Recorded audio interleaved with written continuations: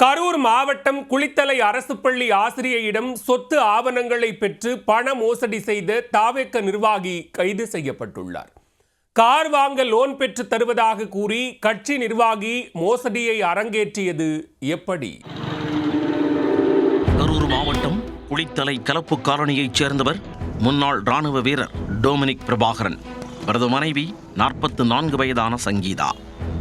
இவர் குளித்தலை அருகே குப்பாச்சிப்பட்டியில் உள்ள அரசு ஊராட்சி ஒன்றிய தொடக்கப் பள்ளியில் இடைநிலை ஆசிரியையாக பணிபுரிந்து வருகிறார்.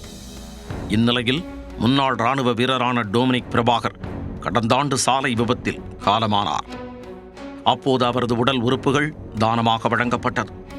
அதன் பிறகு பூர்வீக சொத்துக்களை விற்று கடனை அடைத்துவிட்டு கார் ஒன்று வாங்கலாம் என நினைத்துள்ளார் அவரது மனைவி சங்கீதா. அப்போதுதான் கோட்டைமேடு பகுதியைச் சேர்ந்த தாவேக்கா நிர்வாகியான ராஜா என்பவர் சங்கீதாவுக்கு அறிமுகமாகியுள்ளார். சங்கீதாவின் பூர்வீக சொத்தை தான் விற்றுத் தருவதாக கூறி நில ஆவணங்களை அவரிடமிருந்து வாங்கியுள்ளார். அதன்பின் எதற்காக நிலத்தை விற்க வேண்டும், அதற்கு பதிலாக தனியார் நிதி நிறுவனத்தில் ஆவணங்களை வைத்து 8 லட்சம் ரூபாய் கடன் வாங்கி தருவதாகவும் அதை வைத்து கார் வாங்கிக் கொள்ளுமாறும் கூறியுள்ளார்.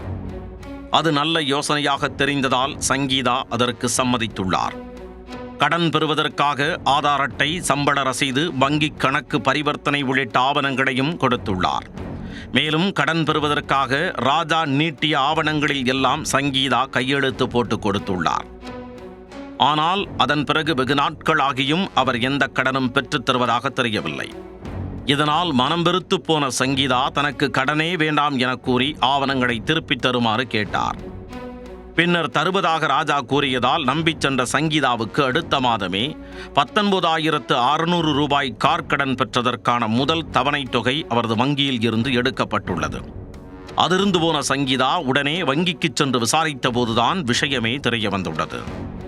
தான் கொடுத்த ஆவணங்களை வைத்து ராஜா கார் கடன் பெற்று மோசடி செய்திருப்பது தெரிய வந்து அதிர்ந்து போனார்.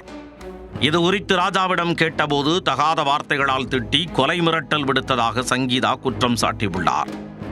இதனால் மன உளைச்சல் அடைந்த சங்கீதா தன்னை ஏமாற்றி பண மோசடி செய்த தாவேக்கா நிர்வாகி ராஜா மீது நடவடிக்கை எடுக்க கோரி குளித்தலை காவல் நிலையத்தில் புகார் அளித்தார். புகாரின் பேரில் வழக்கு பதிவு செய்த போலீசார் ராஜாவை கைது செய்து நீதிமன்றத்தில் ஆஜர்படுத்தி குளித்தலை கிளைச்சிறையில் அடைத்தனர். தமிழக வெற்றிக் கழகத்தின் மாநாடு இன்னும் சில தினங்களில் நடைபெற உள்ள நிலையில் நிர்வாகிகள் சிலர் குற்ற நடவடிக்கைகளில் ஈடுபட்டு கைது செய்யப்பட்ட சம்பவம் பொதுமக்களிடையே அதிர்ச்சியை ஏற்படுத்தியுள்ளது.